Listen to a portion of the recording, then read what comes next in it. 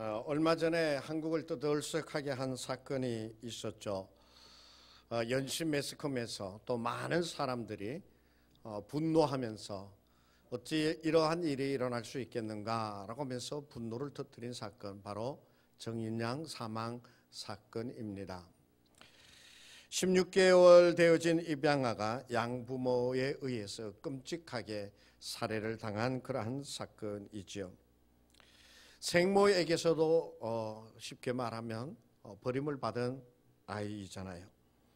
그래서 보다 좀 나은 여건을 찾기 위하여 양부모에게 입양되어졌지만 그렇지 못한 많은 사람들이 정인아 미안해라고 하면서 이렇게 프랭카드를 써가지고 챌린지를 하면서 많은 사람들이 공감하면서 함께 정말 아동학대의 문제를 크게 부각시킨 그러한 사건입니다. 잘못되어진 양부모와의 만남이라고 할 수 있겠죠. 그렇습니다. 사람은 있잖아요. 누구를 만나느냐에 따라서 그 사람의 인생이 달라지게 되어지는 것을 보게 되어집니다. 어떠한 사람을 내가 어떠한 때에 만나느냐, 그것이 바로 내 삶의 결정적인 요소가 되어질 수 있다라고 하는 것이죠. 며칠 전에 어느 뉴스를 보니까 서울 강남에 수십억의 그 빌딩을 10살 아이가 소유한 것이 드러났죠. 걔는 뭐가 잘나가지고 10살밖에 안 됐는데 수십억짜리 빌딩을 가지게 되어지냐. 우리가 가리켜 금수저라고 얘기하죠. 그러니까 또 어떤 사람들은 그런 얘기합니다. 그 녀석 앞날이 훤하다 그러는 거예요. 왜 그러냐 그러니까 자기가 노력해서 얻은 것이 아니고 어렸을 때부터 그러한 것을 쥐게 되어지면 그 아이는 분명 나중에 그 자기가 가지고 있는 그 부를 가지고 흥청망청하면서 잘못하면 인생을 망쳐버리게 되어질 수도 있다. 그런 염려가 되어진다. 그런 이야기를 하는 이들도 있습니다. 또 어떤 아이는 그 정인이처럼 사랑을 받아야 될 어린아이의 그 죽음에까지 이르게 되어지는 그러한 만남도 있게 되어지죠. 결혼을 하게 되어집니다. 요즘 들어서 코로나 때문에 결혼식이 많이 생략이 되어지고 했지만 그래도 결혼하시는 분들은 하시대요. 근데 그 결혼을 하게 되어지는 것이 뭐예요? 그 결혼하게 되어지면 전혀 다른 삶을 살아오던 사람들이 이제 만남이 이루어지는 것이죠. 같이 반평생을 살아가겠다라고 하는 그 결심으로 결혼을 하게 되어지잖아요. 근데 우리가 잘 알다시피 내가 어떤 남자를 만나느냐, 내가 어떤 여자를 만나느냐 라고 하는 것에 따라서 정말 그 인생이 때로는 파멸에 이르기도 하고 때로는 모든 사람들의 부러움을 받게 되어지는 가정을 이루게 되어지기도 하잖아요. 그야말로 내가 어떤 사람을 만나느냐에 따라서 그 인생이 확 바뀌어지게 되는 거예요. 확 바뀌어집니다. 그래서 결혼은 신중하게 생각해야 된다라고 그렇게 얘기하잖아요. 또 한 가지 예를 들자면 내가 어떤 선생을 만나느냐에 따라서 또 그 인생이 또 변화되어지는 것일 수 있죠. 예전에 90년대, 80년대 이때까지만 해도 정말 엄청난 선생님의 구타들이 있었다고 그래요. 저는 뭐 그 이전에 다 학교를 졸업을 했으니까 뭐 엄청난 것도 많이 겪기도 했지만 정말 그 선생 중에 애들 빼는 게 엄마 학교 안 온다고 두들겨 패기도 하고 또 애를 빼는데 슬리퍼를 벗어가지고 뺨을 때리기도 하고 정말 반죽음이 되도록만. 그래서 어떤 친구들이 그런 얘기합니다. 내가 만약에 그 선생이라고 그러지도 않아요. 그놈을 내가 길거리에서 만나면 그런 깃방맨을 내가 처벌할 것이다. 그런 얘기를 정말 악에 받쳐서 그런 얘기를 하는 것을 보게 되어집니다. 정말 그 선생은 내한테 선생이 아니다는 것이죠. 그런데 때때로 그 좋은 선생님을 만나서 그 인생이 새롭게 되어지는 이들도 있는 것을 봅니다. 여러분이 잘 아시다시피 터바로티, 김호중 트로트 가수, 트로신 탑7에 들어가는 김호중. 그 친구는 부모님이 이혼을 했대요. 그래가지고 그 영향을 받아가지고 멸망하게 되어졌는데 정말 그 뭐 좀 그랬나 봐요. 그랬을 때 그가 만난 사람이 바로 서용수 선생이라고 그러죠. 그 선생이 그 호중이가 그 노래 잘하는 것을 야 너 노래 잘하면 되겠다 해가지고 그 길을 닦아주었어요. 그래서 이 그 김호중 씨가 서용수 선생님에 대해서 정말 우리 가족이다라고 얘기할 정도로 그 선생님 여러분 텔레비에 나온 거 여러분 보셨을 줄로 압니다. 음악의 길로 안내를 했고 그리고 그 길을 달려가서 오늘의 김호중 씨가 되어진 줄로 압니다. 정말로 사람은 누구를 만나느냐, 어떠한 때에 어떠한 사람을 만나느냐에 따라서 인생이 역전하게 되어지는 것을 봅니다. 요즘 어때요? 여러분 사람 만나는 것이 정말 힘들지요. 5인 이상 모이지 못하게 하고 교회도 20인 이상 집합 금지. 만남이 정말 이루어지기가 너무 힘든 때입니다. 그리고 내가 만날 수 있는 이 결혼정보업체 같은 데 보면은 그 스펙에 대해서 쫙 해놓고 그 스펙에 자기네들이 업체에서 만들어 놓은 스펙에 차지도 못하면 아예 이렇게 속에서도 내놓지 못할 정도로 정말 사람 만나는 것이요 너무 힘들고 어려운 것을 우리가 보게 되어집니다. 그런데 오늘 설교의 제목처럼 예수를 만난 사람들, 제가 이 예수를 만난 사람들을 이제 주 초에 이렇게 그 묵상을 하면서 무슨 말씀을 할까 하다가 이 예수를 만난 사람들 제목을 정했는데요. 예수를 만난 사람들을 제가 한번 쭉 생각을 해봤어요. 그랬더니 있잖아요. 그 예수를 만난 사람들이 그 당시에 어떤 사람들이냐면 정말 절망적인 사람들, 정말 좌절할 수밖에 없는 큰 고통 속에 있는 사람들이 예수님을 만났고요. 그리고 그 예수님 앞에 나아갈 때 예수님께서 그 중에 어느 한 사람도 외면하지 아니하시고요, 뿌리치지 아니하시고요. 그 사람이 부르짖을 때 그를 만나 주셔서 그 예수님을 만남으로 말미암아 그 사람의 인생, 삶이 바뀌게 되어진 것을 보게 되어집니다. 정말 역경과 좌절 속에서 자괴감 가운데 빠져 있는 그러한 자들이 예수님을 만난 것이죠.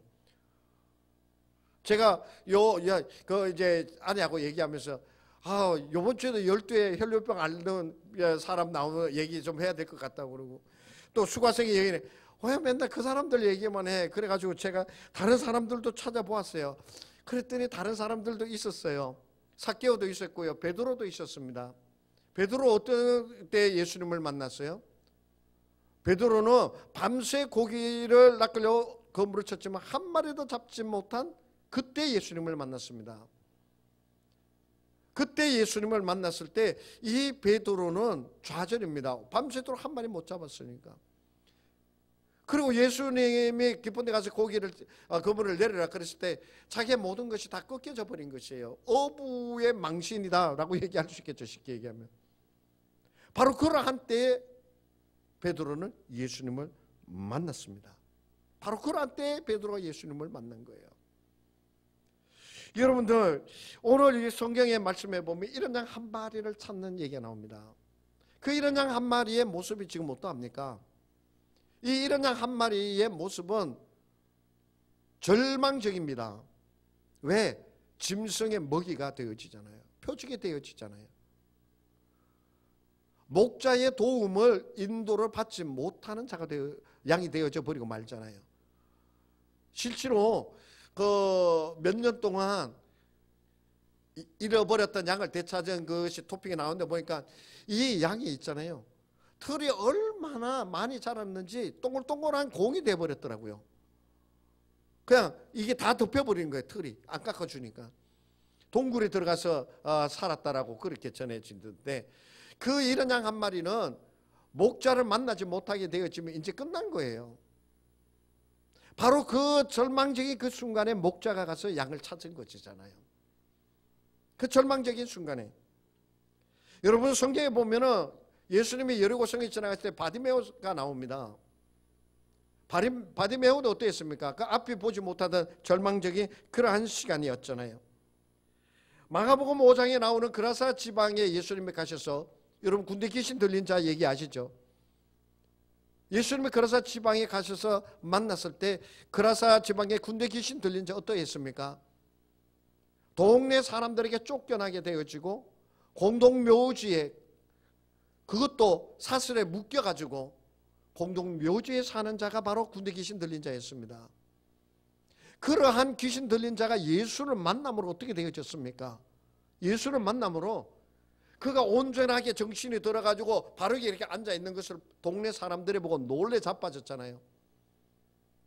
너무나도 놀랐기 때문에 이게 뭐 엄청난 거다 그래가지고 사람들이 예수께 지금 우리를 떠나달라고, 우리 이거 감당하지 못하겠노라고 우리를 떠나달라고 그래서 예수를 그라사 지방에서 나가게 했잖아요.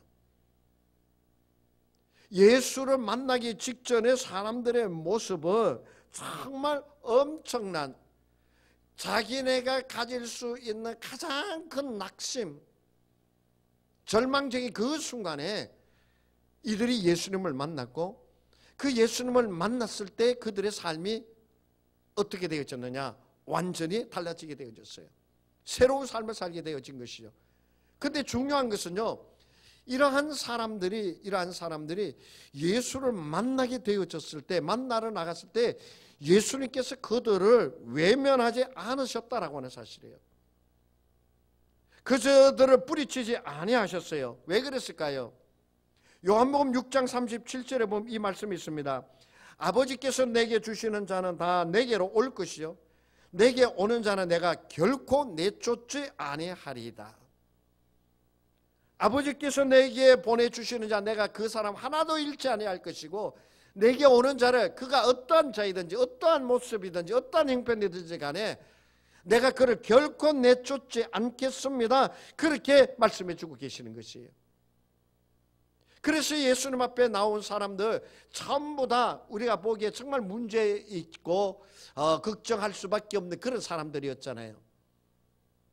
그런데 그 모든 사람을 하나도 버리지 아니하시고 다 영접하여 주셨고, 그래서 예수님을 만난 그 모든 사람은 그 자기가 처한 그 자리에서 새 사람이 되어져서 나아가게 되어진 것을 보는 것이에요. 그렇기 때문에 우리는 오늘날 같이 답답하고 우울하고 힘들 때, 정말 여러분 이 코로나19로 인해서 얼마나 힘들고 어려워져 있습니까?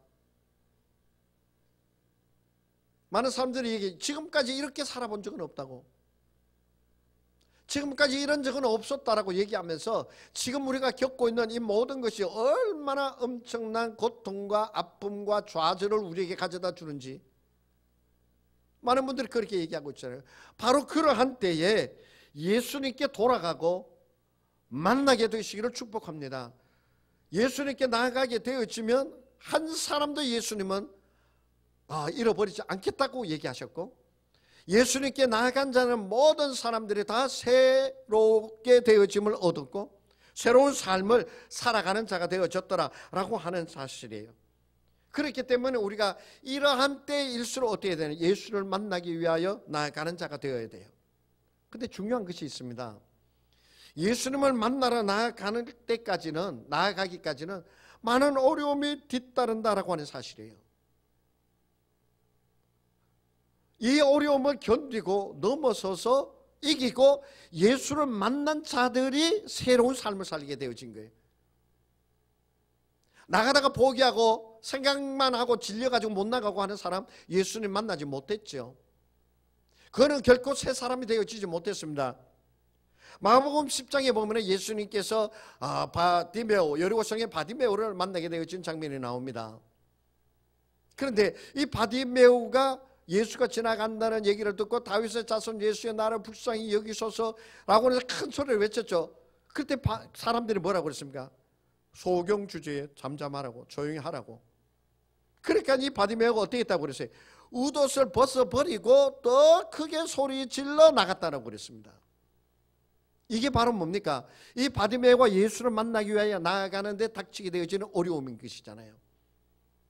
그 어려움을 극복하고 그 어려움을 이겨내고 날려 나갔을 때 예수를 만나는 자가 되어집니다. 누가복음 10장에 보면 예수님께서 마르다 마리아 기억나십니까? 그 마르다의 집에 가서 식사를 하는 장면이 나옵니다. 그런데 그 식사를 할 때 마르다는 지금 부엌에 가서 열심히 막 하고 있는데 마르다는 예수님의 말씀하신 그 앞에 앉아가지고 여러 아무것도 안 하고 여러 얘기 듣고 있어요. 예수님의 얘기를 듣고 있어요. 그러니까 그 마르다가 보기에 얼마나 미웠겠어요. 나는 지금 예수님 대접한다고 이 부엌이 난리치지 저거는 편안하게 앉아서 예수님 말씀만 들어. 그래서 마르다가 와가지고 예수님 저 마리아 보고 나 좀 도와주라고 그러세요. 그러니까 예수님이 뭐라고 그런지 아십니까? 누가복음 10장 42절에 보면 몇 가지만 하든지 혹은 한 가지만이라도 족하니라. 마리아는 이 좋은 편을 택하였으니 빼앗기지 아니하리라. 마리아가 예수님의 말씀을 듣는데 편하게 들은 거 아니에요. 어디에 시기가 있고 질투가 있었어요. 그뿐만이 아닙니다. 더 극적인 그러한 장면이 나오는 것이 바로 어디냐면 마태복음 26장에 나오는 향유를 예수님의 발에 부은 여인의 이야기입니다. 그게 보면 향유를 가지고 옥합을 깨뜨려 예수님 발에 부었죠. 그런데 그 예수님의 발에 부으니까 제자들이 보고 어떻게 분하여 얘기했다고 그랬어요. 그 중에 가룟 유다는 뭐라고 그랬어요? 이거 300데나리온을 팔아서 가난한 사람들에게 나눠주면 이보다 더 좋은 너는 왜 이걸 허비하느냐. 그러면서 그 옥합을 깨뜨린 여인을 향하여 신란하였습니다. 그때 예수님께서 가만두어라. 제가 내 장사를 준비하라고 하면서 그 여인을 옹호해 주었습니다. 그런데 어제 제가 이 말씀을 찾아보면서 깜짝 놀란 사건 하나 발견했습니다. 이 옥합을 부은 사건이 마태복음 26장 6절에서부터 13절에 기록되어진 사건입니다. 그런데 마태복음 26장 14절에 무슨 사건이 나온지 아십니까? 3절까지 옥합을 깨뜨린 사건이 나오는데 14절에 딱 나오는 사건은 뭐냐면 가룟 유다가 대제사장을 만나서 예수 팔 것을 얘기하는 장면이 나옵니다. 저는 이 말씀을 딱 보면서 소름이 끼쳤습니다. 소름이 끼쳤어요. 왠지 아십니까? 옥합을 깨뜨린 이 여인을 비난한 300대는 운운한 자가 바로 가룟 유다였거든요. 근데 그렇게 감격하여 예수님 앞에 향유를 깨뜨린 자를 보고 이 여인은 예수님께 나아간 자가 되어졌죠. 정말 내 장례를 준비하는구나 라고 칭찬 들었죠. 인정받았죠. 근데 그것을 못마땅하게 여긴 가룟 유다는 곧 이어서 예수를 파는 흉계를 꾸미게 되어지는 것을 봅니다. 왜 마태가 이 가룟 유다의 흉계를 이 여인의 이야기 다음에 이어서 썼을까? 왜 가룟 유다가 이 이야기를 정말 그 감격스러운 장면이 끝나자마자 왜 여기에다 편집을 했을까? 정말 이 여인은 자기가 예수를 만나기 위해 감격스러워서 자신의 모든 것을 드린 거예요. 그것을 따라하지는 못할지언정, 침묵하지는 못할지언정, 그것을 보고 비난한 가룟 유다는 결국은 예수를 파는 자가 되어져 버리고 말았다라고 하는 사실입니다. 저는 어제 이 말씀의 순서를 딱 보고 느끼면서 주님 앞에 나아가서 정말 자신을 깨뜨리는 자가 되어야 되는데 그것 보지 못하고 신란하게 되어지면 이런 결과를 얻게 되어지는 거구나. 여러분, 예수님을 만난 그 베드로 얘기 아까 있잖아요. 베드로가 언제 예수님을 만났다고요? 밤새도록 그물을 던졌지 한 마리도 잡지 못하였을 때 예수님을 만났습니다. 그때 예수님께서 깊은 곳에 가서 그물을 던지라라고 얘기하셨어요. 그랬을 때 이 베드로의 마음이 어떤 갈등을, 그냥 막 예수님 그 말씀에 떨어져 말씀에 순종하여 내 기쁜, 저는 그렇게 생각하지 않습니다. 비록 짧은 순간이었지만은 저 그물을 던지고 고기 잡는 거 아무것도 모르는 저 예수께서, 저 선생이 나한테 그물을 깊은 데로 가서 던지라고? 나는 5분데 밤새도록 한 마리 뭐 잡았지만 그래도 난 5분데 나는 평생 지금 이 시간이 되면 고기 어디에 있는지 어떻게 고기를 다 알고 있는데 나한테 그걸, 이 베드로는 아마 잠깐 동안에 그 갈등, 그가 가서 깊은 데에 가서 그물을 던졌다라고 하는 것은요, 자기의 모든 것을 내려놨다는 얘기입니다. 자기의 경험을 내려놓은 거예요, 베드로는. 자기가 알고 있는 지식을 내려놓은 겁니다. 베드로는 그 시간에. 그랬을 때 이 베드로가 예수님을 만나는 놀라운 역사가 일어나는 거예요. 예수님께 나아가서 옥합을 깨뜨렸다라고 하는 것은 그만큼 예수님을 만나기 위해서는 힘들고 어려운 과정과 시간을 거쳐야 되는 것이에요. 그냥 예수님께 나갑니다. 탁 하면 탁 이거 아니에요.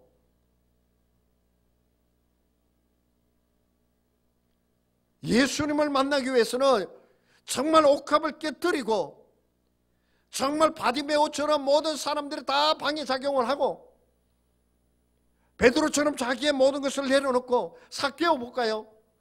삭개오가 예수님을 만날 때 여리고에 예수님을 만날 때 세리장이었습니다. 세리장이면 여러분 옷 비까비까한 거 입었을까요? 안 입었을까요? 고급 옷 입었을 거예요. 그리고 이 세리장의 삭개오는 키가 작았잖아요. 근데 예수를 만나려고 하니까 어떻게 했어요? 자기가 비싼 옷 입은 거 이거 개의치 않고 나무에 올라갔잖아요. 자기의 신체적 모자는 키가 작은 거 극복하면서 나무에 올라간 거잖아요. 나이도 어린 나이가 아닐걸요. 그러한 삭개오가 자기가 가지고 있었던 뭐라고 그럴까요? 그러한 명예나 이러한 모든 것을 다 낼 거. 핑계 댈 수 있죠. 내 키가 작아서 있으면 못 만나. 나 지금 옷을 고급으로 입어가지고 나무 위에 올라갈 수 없어. 핑계 댈 수 있어요. 그렇지만 그것을 다 닫아두고 나아갈 때 예수님을 만나게 되어지는 거예요. 그렇게 되어질 때 삭개오가 세 사람, 이도 아브라함의 후손이니라. 세 사람이 되어질 수 있는 거 그렇게 되어지는 것이에요.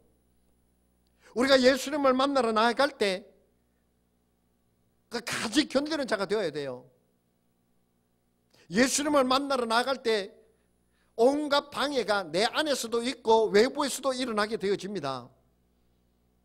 그것을 이겨내고 나가야 돼요. 그것을 극복하고 예수님 만나기 위해 나가는 자가 돼요. 자기 자존심 가지고 예수님 만나려고 아무리 애써 보세요. 예수님 만나 주시나?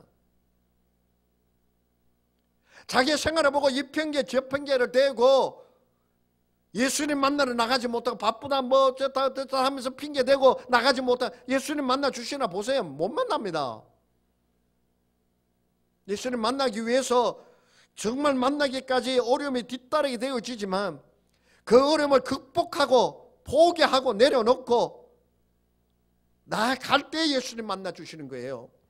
그래서 마태복음 10장 22절에서 이렇게 말씀하고 계시잖아요.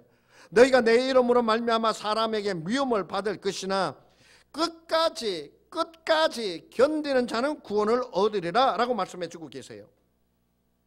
너희가 나를 만나러 올 때 많은 어려움이 있을 것이다. 그러나 끝까지 견디는 자가 구원을 얻게 되어질 것이라는 거예요. 끝까지 견디는 자.